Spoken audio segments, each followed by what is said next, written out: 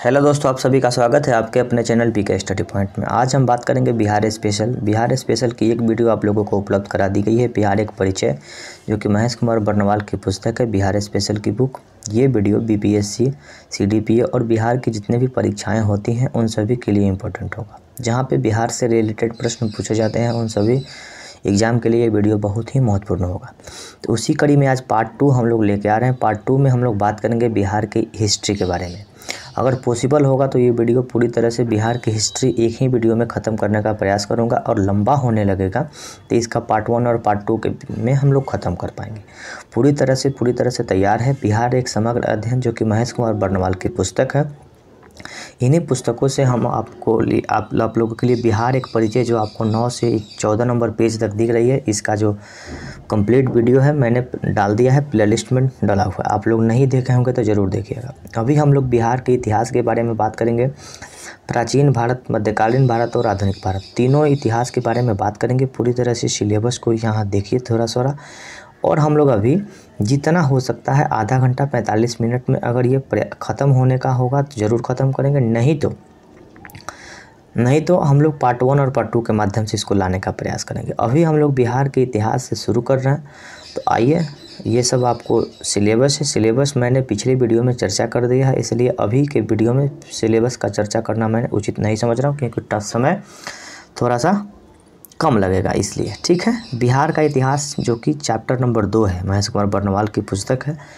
अब आइए हम लोग बात कर लेते हैं बिहार के इतिहास के बारे में। तो बिहार के प्राचीनकालीन इतिहास के स्रोत क्या क्या हैं, यानी इतिहास लिखने के लिए किन किन बातों का अध्ययन किया गया है, किन किन बातों के आधार पर इतिहास लिखा गया है। बिहार का जो प्राचीनकालीन इतिहास है, प्राचीन भारत का इतिहास है, किन किन तथ्यों के आधार पर लिखा गया है, आइए हम लोग समझते हैं। 3 तत्व सबसे बड़ा इम्पोर्टेंट है: साहित्यिक शास्त्र, यात्रा वृत्तांत और पुरातात्विक साक्ष्य। साहित्यिक साक्ष्य का मतलब क्या होता है कि कोई साहित्यिक यानी कि पुस्तक से रिलेटेड, यानी कोई किसी पुस्तक में बिहार के बारे में क्या क्या बातें लिखी गई। यात्रा वृत्तांत का मतलब होता है कि कोई विदेशी व्यक्ति आते हैं, यात्रा करते हैं, और उन्हें यात्रा के विषय में उन्होंने कुछ लिखा जाता है। जैसे फाहियान के द्वारा, फाहियान जो कि हिंगसांग जब आए थे भारत में, चीन के यात्री थे, भारत के बारे में बहुत सी चीज़ों को लिखा। उस समय बिहार में भी बहुत सी चीज़ों को बिहार के बारे में उन्होंने अपनी पुस्तकों में लिखा, तो यात्रा वृत्तांत वो हो गई। बहुत से लोगों की यात्रा वृत्तांत है। मेगास्थनीज की इंडिका है, फाहियान की 4Q की एक पुस्तक है, हिंगसांग की CU की पुस्तक है, इति सिंह की यात्रा वृत्तांत, यानी कि ये 4 लोगों के यात्रा वृत्तांत में बिहार के प्राचीन भारत के इतिहास के बारे में लिखी गई है। पुरातात्विक साक्ष्य, तो पुरातात्विक साक्ष्य का मतलब होता है कि ज़मीन में गड़ा हुआ कुछ आपका स्तंभ हो गया, ज़मीन से निकली हुई कुछ मूर्तियाँ हो गई, कुछ सिक्के हो गए, कुछ चित्र हो गए, कुछ मृदभांड हो गए, मिट्टी के बर्तन हो गए, अभिलेख हो गए। इन सब से बिहार के बारे में भी पता चलती है।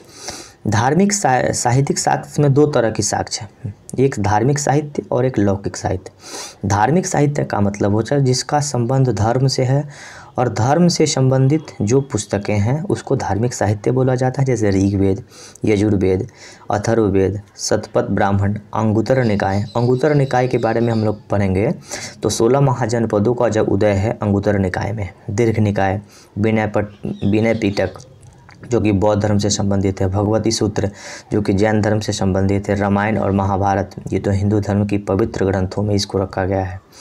और विभिन्न पुराणों की संख्या 18 है। तो उन्हीं सब पुराणों में मत्स्य पुराण है, गरुड़ पुराण है, स्कंद पुराण है, मार्कंडेय पुराण है, यानी कि जितने भी पुराण हैं उन सभी कुछ पुराणों में बिहार के बारे में लिखी गई है, जो कि आप लोगों को बताई जाएगी। और लौकिक साहित्य का मतलब, लौकिक साहित्य में कौन कौन सी पुस्तकें हैं? तो अर्थशास्त्र का कौटिल्य है, कौटिल्य की जो पुस्तकें हैं अर्थशास्त्र। बौद्ध धर्म का इतिहास लामा तारानाथ के द्वारा लिखी गई थी, ये तिब्बत के लेखक थे। और रामचरित्र जो कि संध्याकर नंदी के द्वारा लिखी गई है। इन सब पुस्तकों में बिहार के बारे में क्या क्या बातें लिखी गई है, आइए हम लोग समझते हैं। सबसे पहला हम लोग प्राचीन बिहार के बारे में देख लेते हैं, क्या क्या तथ्य लिखी गई है। मैं आराम से एक एक पॉइंट को बोलता जाऊँगा और आप लोगों को प्रेम से समझाता जाऊँगा। बिहार का इतिहास उतना ही प्राचीन है जितना कि भारत में मानव सभ्यता का प्रारंभ। भारत में मानव सभ्यता का प्रारंभ कब से माना जाता है? सिंधु घाटी सभ्यता। प्राचीन भारत में हम लोग जब पढ़ते हैं सिंधु घाटी सभ्यता, तो बिहार का भी इतिहास उतना ही पुराना है जो कि मानव सभ्यता का प्रारंभ।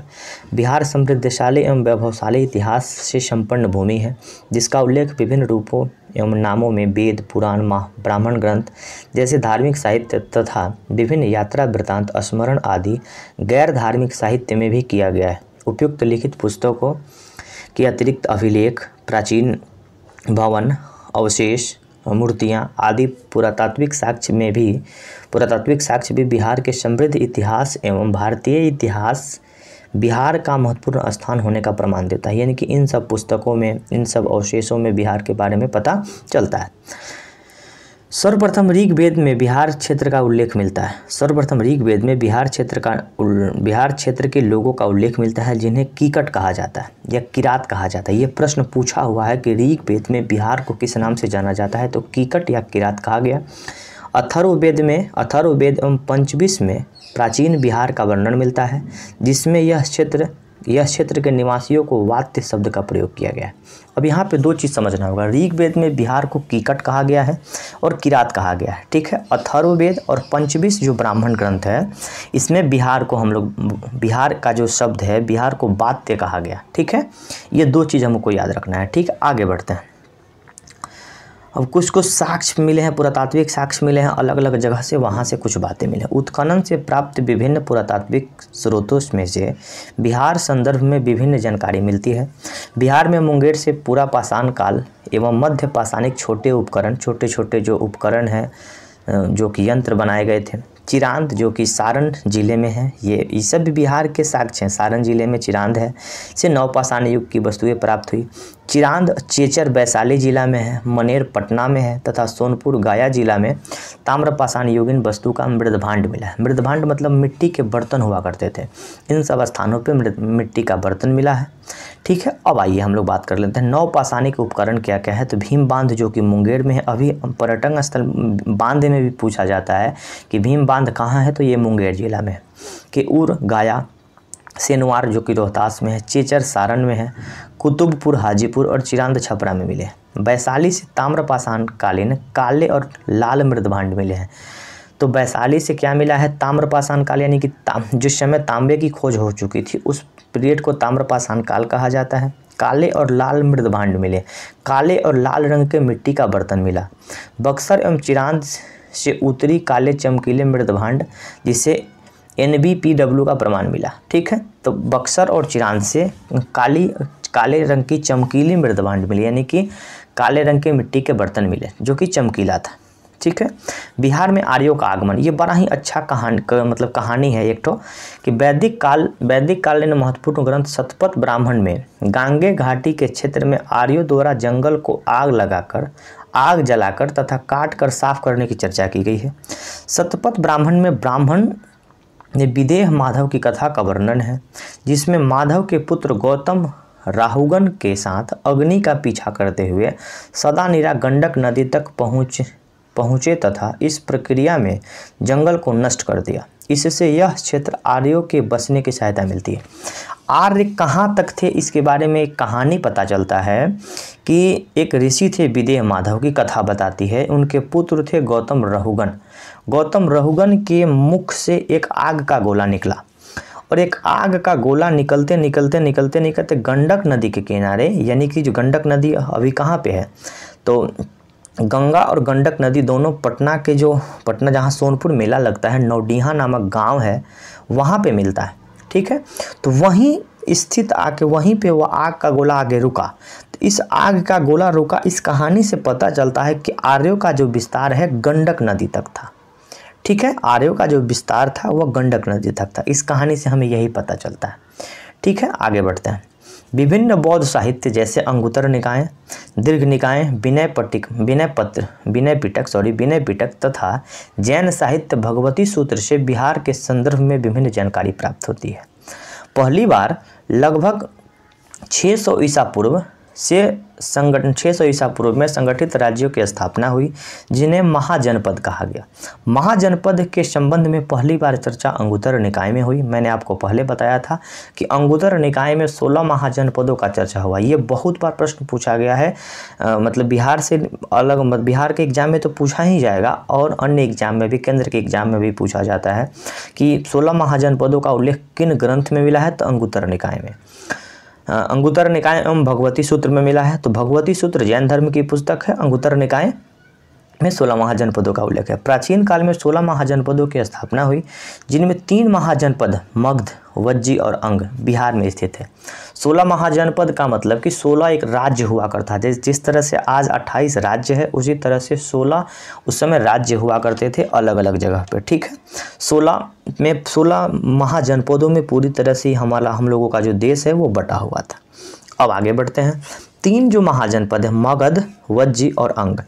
तो मगध जो है, मगध पटना वाला क्षेत्र है, अंग जो कि भागलपुर वाला क्षेत्र है और वज्जी वैशाली वाला क्षेत्र है, ठीक है, बिहार में स्थित है। जैन ग्रंथ भगवती सूत्र में वैशाली के विरुद्ध मगध साम्राज्य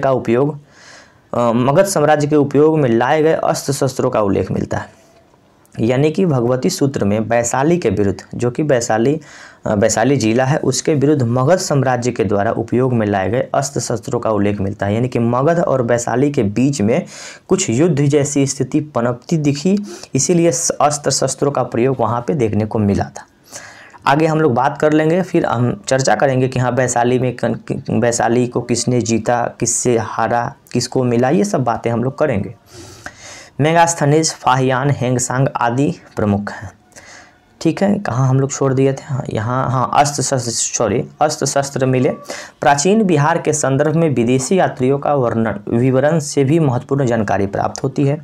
विदेशी यात्रा में मेगास्थनीज जो कि चंद्रगुप्त द्वितीय के दरबार में आया था, मेगास्थनीज, फाहियान, हेंगसांग जो कि हर्षवर्धन के शासनकाल में आया था, फाहियान जो कि चंद्रगुप्त द्वितीय के शासनकाल में आया था, आदि प्रमुख यूनानी यात्री मेगास्थनीज जो कि चंद्रगुप्त मौर्य के शासनकाल में आया था। मेगास्थनीज जो थे चंद्रगुप्त मौर्य के शासनकाल में आए थे, फाहियान चंद्रगुप्त द्वितीय के शासनकाल में आए थे और हेंगसांग हर्षवर्धन के शासनकाल में आए थे। दरबार में सिकंदर के सेनापति सेल्यूकस निकेटर का दूत बनकर आया था। मेगास्थनीज ने अपनी भारत यात्रा का वर्णन इंडिका नामक पुस्तक में किया। यह प्रश्न पूछा जाता है कि मेगास्थनीज की पुस्तक का क्या नाम था, इंडिका, जो कि भारतीय समाज के बारे में भी बहुत सी बातें लिखी गई है, ठीक है, लिखा। गुप्त शासक चंद्रगुप्त द्वितीय के शासन काल में एक चीनी यात्री फाहियान भारत आया। एक अन्य चीनी यात्री हेंगसांग हर्षवर्धन के समय में भारत आया, जिसने अपने यात्रा वृतांत नालंदा विश्वविद्यालय के विषय में विस्तृत वर्णन किया। हेंगसांग जब आया था तो बिहार के नालंदा विश्वविद्यालय उस समय चल रहा था। बिहार का नालंदा विश्वविद्यालय में उसने पढ़ाई भी किया, बहुत दिन तक पढ़ाई किया। जब प्रश्न पूछा जाता है कि जब हेंगसांग नालंदा विश्वविद्यालय में पढ़ने आया था तो उस पीरियड में नालंदा विश्वविद्यालय के कुलपति कौन थे, तो शीलभद्र नाम का एक व्यक्ति थे जो उस समय कुलपति थे, ठीक है। अब हम लोग बात करते हैं तो नालंदा विश्वविद्यालय के बारे में बहुत ब्रीफ में जानकारी हेंगसांग ने अपनी यात्रा वृत्तांत में लिखा कि किस तरह से बहुत से विषयों के बारे में पढ़ाई की जाती थी। बौद्ध धर्म से संबंधित बातों को उन्होंने लिखा, बौद्ध धर्म के बारे में पढ़ाई की जाती थी। बहुत ही विस्तृत, बहुत ही मतलब कि अद्भुत विश्वविद्यालय के रूप में उन्होंने इस चीज़ को लिखा है। फिर से नीतीश कुमार के द्वारा उस विश्वविद्यालय को चालू की जाती है। उसी विश्वविद्यालय को जलाने का जो काम है कौन किया था, कुतुबुद्दीन ऐबक का जो एक सेनापति था बख्तियार खिलजी, उसने ही जला दिया था। कहा जाता है कि लगातार 2-3 महीने तक आग जलती रह गई थी। इतनी पुस्तकें थी उस विश्वविद्यालय में। आज हम लोग वर्ल्ड के अलग अलग विश्वविद्यालय में पढ़ने के लिए जाते हैं। प्राचीन भारत में दुनिया के देशों के लोग भारत में पढ़ने के लिए आते थे। चीन का एक व्यक्ति जो कि नालंदा विश्वविद्यालय में पढ़ने आया था, उस समय बिहार की स्थिति बहुत ही अद्भुत थी। धीरे धीरे वो स्थिति फिर से सुधरने का प्रयास करे, सुधरेगी भी। 7वीं सदी में एक अन्य यात्री इतिसिंह भारत आया। बिहार के इतिहास के संदर्भ में तिब्बती इतिहासकार लामा तारानाथ, सब इतिहासकार के बारे में जानना होगा। इतिसिंह कहाँ का तो चीन का था। हेंगसांग कहाँ का था? चीन का था। मेगास्थनीज कहाँ का था? यूनान का था। ये सब चीज़ याद रखना होगा। लामा तारानाथ जो कि तिब्बत के थे, लामा तारानाथ की पुस्तक संध्याकर नंदी की रचना रामचरित्र में महत्वपूर्ण जानकारी मिलती है। तो संध्याकर नंदी की पुस्तक रामचरित्र मानस जो एक पुस्तक लिखी गई है वो तुलसीदास के द्वारा लिखी गई है। वाल्मीकि रामायण जो पुस्तक लिखी गई है वो वाल्मीकि जी के द्वारा लिखी गई है, और रामचरित्र नाम का जो पुस्तक है संध्याकर नंदी के द्वारा लिखी गई है। यहीं पे आपको थोड़ा सा ध्यान रखना होगा। 6ठी शताब्दी पूर्व का बिहार, यानी 6ठी शताब्दी के पूर्व यानी पहले का जो बिहार था वो कैसा था, आइए समझते हैं। विदेह जो कि सीता जी का जो जहाँ घर था उसको विदेह बोला जाता है। बड़ा ही अच्छा सुंदर मतलब पंक्ति है विदेह के बारे में। विदेह के बारे में हम लोग समझ लेते हैं, सीता जी के बारे में समझ लेते हैं कि जो मिथिला नरेश थे जनक, क्या उनका नाम जनक ही था कि और कुछ था? कहीं कहीं तो हम लोग तो जानते हैं कि हाँ सीता जी के जो पिताजी थे उनका नाम जनक था, लेकिन जनक नहीं था। जनक एक टाइटल था। अब हम समझते हैं क्या है। विदेह के इतिहास की चर्चा सर्वप्रथम यजुर्वेद में मिलती है। विदेह जो कि वही मिथिला वाला जो स्थान है बिहार में, विदेह के इतिहास की चर्चा सर्वप्रथम यजुर्वेद में की गई है। माना जाता है कि इस राज्यवंश की स्थापना इक्ष्वाकु के पुत्र निमि विदेह ने की थी। इक्ष्वाकु एक वंश हुआ करता था, उसी इक्ष्वाकु वंश से ही संबंधित है भगवान राम। ठीक है। इक्ष्वाकु इक्ष्वाकु एक व्यक्ति थे और इक्ष्वाकु एक वंश भी हुआ करता था। ठीक है, जो कि इक्ष्वाकु वंश के ही राजा थे। आपको राजा हरिश्चंद्र, भगवान राम, आपको भगवान राम के दशरथ जो थे, ये सब लोग थे इक्ष्वाकु वंश से संबंधित। पुत्र निमि विदेह ने की थी। इक्ष्वाकु के पुत्र निमि विदेह, याद रखिएगा, ने की थी। इस वंश के अन्य राजा मिथिक जनक द्वारा मिथिला राज्य की स्थापना की गई। मिथि जनक नाम का एक व्यक्ति था जिनके द्वारा मिथिला राज्य की स्थापना की गई। ठीक है, आगे बढ़ते हैं। रामायण में वर्णित सिरध्वज जनक इस वंश के 25वें राजा थे। रामायण में वर्णित सिरध्वज जनक एक प्रकार का टाइटल था। क्यों टाइटल लगाया गया था? जो कि मिथिक जनक नाम के एक व्यक्ति थे जिनके द्वारा मिथिला राज्य की स्थापना की गई। और रामायण में वर्णित सिरध्वज जनक इस वंश के 25वें राजा हुआ करते थे, जिनकी पुत्री सीता का विवाह कौशल के राजा दशरथ के पुत्र राम से हुआ था। इस वंश के अंतिम राजा करल जनक थे। वर्तमान में विदेह को मिथिलांचल के रूप में जाना जाता है। तो जनक जी हम लोग आज जो जनक जी बोलते हैं, यानी जनक बोलते हैं, जो कि सीता जी के फादर हुआ करते थे, पिता थे, उनका पूरा नाम सिरध्वज जनक था। क्यों? क्योंकि ये 25वें राजा थे। जनक एक टाइटल था। क्यों टाइटल था? फिर हम लोग देखते हैं कि मिथि जनक नाम का एक व्यक्ति जो कि मिथिला राज्य की स्थापना की, और वहीं से जनक टाइटल सिरध्वज व्यक्ति जो नाम एक बार रामायण में चर्चा भी हुई है। आप लोग गौर करिएगा, कभी रामायण देखिएगा तो चर्चा हुई है सिरध्वज के बारे में। तो उनका पूरा नाम सिरध्वज था। जनक एक टाइटल था। फिर मैं बार बार इसलिए बता रहा हूँ ताकि मैंने भी जब पहली बार पढ़ा था इसको तो मुझे भी थोड़ा सा, लेकिन जब हमने रामायण देखा तो सिरध्वज के बारे में चर्चा की गई थी, तो मैंने समझा कि हाँ, स्पष्ट रूप से वही चीज़ है। राम मिथिलांचल के रूप में जाना जाता है। ठीक है। मिथिलांचल के अंतिम राजा करल जनक थे, ये भी आपको याद रखना होगा। वर्तमान में विदेह को मिथिलांचल के रूप में जाना जाता है। वैशाली के बारे में समझ लेते हैं। वैशाली क्या है? इस क्षेत्र में वैशाल अथवा वैशालिका राजवंश द्वारा शासन करने का प्रमाण मिलता है। इस राजवंश का आरंभ मनु के पुत्र नोमदिष्ट से हुआ। इस काल का जो आरंभ है मनु के पुत्र नमोदिष्ट से हुआ। इस वंश में कुल 33 राजा हुए, जिनमें से 24वें राजा विशाल द्वारा वैशाली शहर की स्थापना की गई।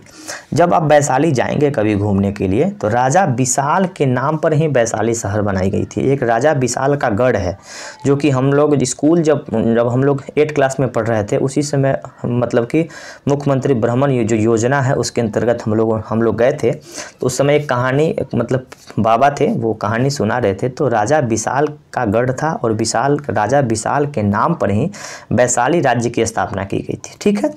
तो विशाल के द्वारा वैशाली शहर की स्थापना की गई थी।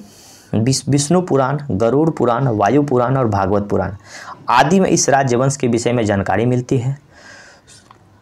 सुमति अथवा प्रगति को इस वंश का अंतिम राजा माना जाता है। यानी कि जो राजा विशाल के द्वारा जो वंश स्थापित की गई थी, वैशाल और वैशालिक राजवंश स्थापित की गई थी। 24वें राजा विशाल थे, उन्हीं के नाम पे वैशाली शहर बनाया गया था।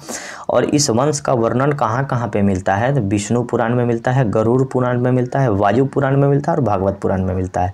पुराणों की संख्या कितनी है? तो 108 है पुराणों की संख्या। सुमति और प्रगति नाम के दो राजा हुआ करते थे, जो कि इस वंश के अंतिम राजा थे। ठीक है, आगे बढ़ते हैं, कुछ बातों को हम लोग आगे चर्चा कर लेते हैं।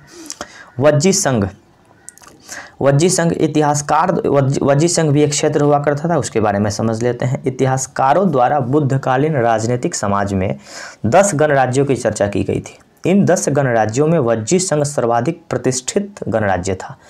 इतिहासकार के में बुद्धकालीन जो राजनीति थी, बुद्ध काल की जो पुस्तकें लिखी गई थी, उस समय समाज में 10 गणराज्य की चर्चा की गई। उन्हीं 10 गणराज्यों में से वज्जी संघ सबसे प्रतिष्ठित गणराज्यों में से एक था। जैन तथा बौद्ध साहित्य में वज्जी संघ का उल्लेख मिलता है, जो कि जैन धर्म की पुस्तक है, सूत पिटक है, विनय पिटक है, और आपको भगवती सूत्र जैन धर्म की पुस्तक है। जैन धर्म की जितनी भी पुस्तकें हैं उनमें वज्जी संघ के बारे में चर्चा की गई है। भौगोलिक रूप से यह गंगा के उत्तर में नेपाल की तराई तक विस्तृत था। नेपाल की तराई में ही भगवान बुद्ध का जन्म हुआ था, लुम्बिनी नामक वन में। ठीक है, कपिलवस्तु नामक गांव था। नेपाल की तराई में कपिलवस्तु नामक गांव में लुम्बिनी वन में हुआ था। वन में क्यों हुआ था? तो ये कहानी है कि जब मतलब कि उस समय, उस ज़माने में क्या होता, जब प्रसव होता था, जब बच्चा होने की स्थिति आ जाती थी, उसके 1-2 दिन पहले यह लगता था कि हाँ अब बच्चा होने वाली है, उस समय महिला को उनके मायके पहुंचाने की परंपरा थी। उसी बीच में क्या हुआ कि जब भगवान बुद्ध का जन्म होने वाला था, तो वो कहाँ जो डोली से उस समय ले जाया जाता था, तो कहार लोग क्या हुआ कि लेके चले लुम्बिनी वन होते हुए उनके घर पे। उसी पीरियड में उनको प्रसव की दर्द शुरू हो गई और उसी वन में उनको बच्चा हुआ। गांव की महिलाओं को बुलाया गया और उनको बच्चा हुआ। उसी वन में बच्चा हुआ, लेकिन दुर्भाग्य ये रहा कि 7 दिन के बाद उनकी माता मर गई। महामाया उनकी माँ का नाम था, माने भगवान बुद्ध की माँ का नाम महामाया था। 7 दिन के बाद वो मर गई। उनकी जो लालन पालन की उनकी मौसी जो थी प्रजापति गौतमी, जो कि बाद में उनकी माँ बन गई। यानी कि उनके फादर बाद में उनसे शादी कर लिए ताकि महात्मा बुद्ध का भरण पोषण बहुत ही अच्छी तरीक़ा से हो पाए। ठीक है, आगे बढ़ते हैं। ठीक है, नेपाल की तराई में विस्तृत था। वज्जी संघ में संभवतः 8 सदस्य अष्टकुल थे, जिन्हें वज्जी, लिच्छवी, सात्रिक, छात्रिक और विदेह सर्वाधिक महत्वपूर्ण थे। ठीक है, अष्टकुल का मतलब होता है कि 8 कुल के राजा हुआ करते थे। तो लिच्छवी गणराज्य के बारे में पढ़ते हैं। वैशाली, चेटक की पुत्री, छात्रिक गणराज्य से, जो कि ये हम लोग पढ़ते हैं, जो महात्मा बुद्ध का जो राजा हुआ करते थे सात्रिक कुल के थे।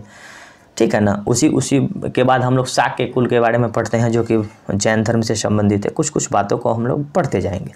वाल्मीकि रामायण, महाभारत तथा अन्य पुराणों में वैशाली का उल्लेख मिलता है। कौटिल्य ने लिच्छवी हेतु राज शब्दोपजीवी शब्द का प्रयोग किया था। राज शब्दोपजीवी शब्द का प्रयोग किया गया था। लेकिन कौटिल्य की जो अर्थशास्त्र की पुस्तक है, लिच्छवी के लिए इस शब्द का प्रयोग किया था।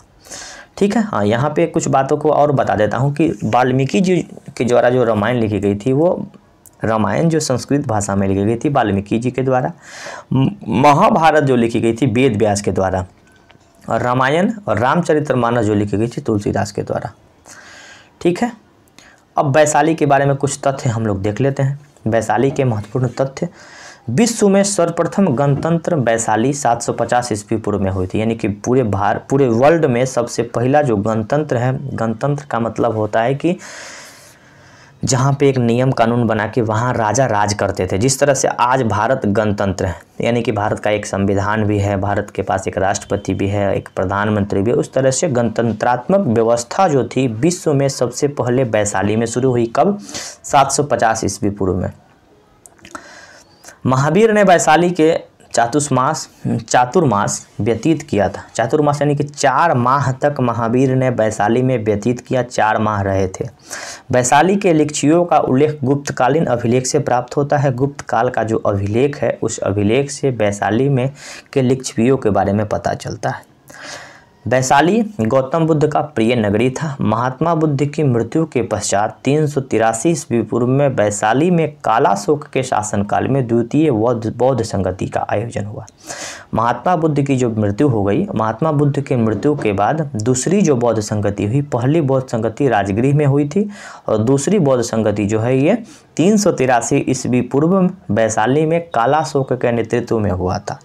प्रसिद्ध नर्तकी आम्रपाली को वैशाली की नरवधु की पदवी प्रदान हुई। महात्मा गांधी ने वैशाली प्रवास करने के दौरान आम्रपाली के यहाँ भोजन किया तथा आम्रपाली ने बौद्ध संघ को उद्यान समर्पित किया। आम्रपाली एक प्रकार की वहाँ की नृत्यांगना थी, नर्तकी थी और महात्मा बुद्ध वैशाली की नरवधु बनाए थे कि हाँ ये वैशाली की नरवधु हुई। और महात्मा बुद्ध ने वैशाली में उनके पास प्रवास भी किया, रुके भी थे, वहाँ भोजन भी खाए और वो जो आम्र वाटिका थी, आम्रपाली की जो वाटिका थी वो महात्मा बुद्ध यानी बौद्ध संघ के लिए उन्होंने समर्पित कर दिया कि हाँ आज से बौद्ध धर्म के जितने भी लोग होंगे यहाँ पे आके प्रवास कर सकते हैं, रह सकते हैं। कुछ दिनों तक व्यवस्था की गई। ठीक है, अब आगे बढ़ते हैं। कुछ चीज़ें हैं जो कि वज्जी संघ के कुल सदस्यों के बारे में बात की गई। ठीक है, आइए समझते हैं। हाँ, वज्जी संघ के सदस्य कुल वज्जी, लिच्छवी, ज्ञात्रिक, विदेह जो कि मिथिला वाला, उग्र जिसको हस्तिग्राम कहा जाता है, भोग जो कि भोग नगर कहा जाता है, कुरु जो कि हस्तिनापुर कहा जाता है, हस्तिनापुर का चर्चा महाभारत में है, इक्ष्वाकु जो कि अयोध्या वाला भगवान राम का जो स्थान है वो इक्ष्वाकु है। तो कुल इतने सदस्य मिलके वज्जी संघ बना था। ठीक है, अब हम लोग बात कर लेते हैं थोड़ा सा मगध नरेश के बारे में। मगध नरेश अजातशत्रु ने वज्जी संघ को पराजित करके मगध में मिला लिया था। आप लोगों को उस समय हम लोग बात किए थे कि वज्जी संघ और मगध के बीच में कुछ खटपट हुआ था, अस्त्र शस्त्र के बारे में प्रयोग बताया गया था। तो मगध नरेश अजातशत्रु था, अजातशत्रु वज्जी संघ को पराजित करके मगध साम्राज्य में मिला लिया। मगध यानी कि पटना गया वाला क्षेत्र मगध हुआ करता था। ठीक है, उस समय युद्ध हुआ और ये उसको मिला लिया। मिलाने का काम कौन किया? अजातशत्रु किया। ठीक है, अंग एक भी जनपद हुआ करता था जिसकी राजधानी चंपा है, जो कि बहुत बार पूछी जाती है कि अंग की राजधानी क्या है, तो चंपा है। अंग का सर्वप्रथम उल्लेख अथर्ववेद में मिलता है। याद कैसे रखेंगे कि अ से अंग और अ से अथर्ववेद, पहला बार वर्णन अथर्ववेद में मिलता है। अंग राज्य के संस्थापक अंग नामक राजकुमार था। यह क्षेत्र मगध तथा राजमहल पहाड़ी वर्तमान झारखंड में है कि पहाड़ी के मध्य स्थित था। अंग की आरंभिक राजधानी मालिनी थी, बाद में इसका नाम चंपा या चंपावती हो गया। हेंग सांग ने इसकी रचना इसके स्थान पे चेनप्पो नाम से संबोधित किया था। अंग की आरंभिक राजधानी मालिनी, ठीक है, याद रखेंगे। इसका और नाम चंपा रखा, चंपा या चंपावती रखा गया। हेंगसांग ने इस स्थान पे चेनप्पो नाम से संबोधित किया था, यानी कि अंग की राजधानी हेंगसांग ने चेनप्पो संबोधित किया था। हर्यक वंश के संस्थापक बिंबिसार द्वारा अंग को अपने मगध साम्राज्य में मिला लिया गया। ठीक है, अब देखिए अजातशत्रु जो था वज्जी संघ को मगध में मिलाया, फिर हर्यक वंश के संस्थापक बिंबिसार ने द्वारा अंग को अपने मगध साम्राज्य में मिला लिया गया। यानी कि मगध बहुत ही मजबूत हो चुका था, दो चीज़ों को मिलाने का काम किया। बिंबिसार जो कि अंग को मिलाया और अजातशत्रु जो था वो आपको वज्जी संघ को मिलाया, जिससे बिहार का एकीकरण हुआ। एकीकरण का मतलब होता है कि बिहार को एक सूत्र में बांध दिया गया, यानी कि 3 अलग अलग जगह हुआ करते थे, उन सब का एक मजबूत धारा मगध साम्राज्य में बना, मगध नाम से बना, जिसका शासनकाल पटना से किया जाता था। पुराना नाम पाटलिपुत्रा हुआ करता था। हो गया। अंग महाजनपद को आधुनिक बिहार के मुंगेर और भागलपुर जिले शामिल हैं, यानी कि आज का जो अंग महाजनपद है वो मुंगेर और भागलपुर का जो क्षेत्र है वहाँ तक है। मगध का उत्कर्ष के बारे में हम लोग पढ़ लेते हैं। मगध का उत्कर्ष देखिए हम अब प्रयास कर रहे हैं, वीडियो 28 मिनट की हो चुकी है, तो इसका पार्ट 2 हम जल्दी लाने का प्रयास करेंगे, क्योंकि कम समय का वीडियो होगा तो देखने में भी मज़ा आएगा। अपलोड करने में मुझे जैसे बहुत लंबा वीडियो हो जाता है तो 2-3 GB का वीडियो हो जाता है, अलग अलग जगह से इंटरनेट व्यवस्था करना पड़ता है, 6 GB का इंटरनेट लेना पड़ता है, तो थोड़ी सी कठिनाइयाँ होती है, वीडियो बनने के बाद भी अपलोड नहीं हो पाता है। इसलिए मगध का उत्कर्ष हम लोग पार्ट 2 के माध्यम से पढ़ेंगे, तो मेरे साथ बने रहिए। आज का जो ये डिस्कशन है, आज का जो ये वीडियो का जो मतलब कि वीडियो मैंने बनाया आप सबों के लिए कैसा लगा कमेंट करके ज़रूर बताइएगा। कुछ त्रुटि होगी तो मैं आगे की वीडियो में त्रुटि सुधारने का प्रयास करूंगा। मैं हर संभव प्रयास करता हूं कि त्रुटि कहीं भी ना हो, लेकिन मानव है, त्रुटि हो सकती है। तो जो बातें बुक में लिखी गई है उस पढ़ने में थोड़ी सी कभी कभी मतलब कि लटपटा हो जाता है, मतलब कि सही से नहीं पढ़ पाता हूं, इसलिए मुझे क्षमा कीजिएगा। और मैं बता दूं कि अगर आप लोग इस चैनल पर नए होंगे तो कृपया चैनल को सब्सक्राइब कीजिएगा, बेल आइकन को दबाइएगा, कमेंट जरूर करिएगा, ताकि कमेंट करने के कारण मुझे थोड़ा सा मोटिवेशन मिलता है। एक बड़ा ही अच्छे दोस्त थे, उन्होंने कमेंट किया था पार्ट 2 के लिए, मुझे बड़ी खुशी हुई कि पार्ट 1 उन्होंने देखा था और उन्हें अच्छा लगा, तभी पार्ट 2 का डिमांड किए थे। तो बहुत बहुत धन्यवाद, दिल से धन्यवाद। फिर मिलते हैं अगली वीडियो में, धन्यवाद।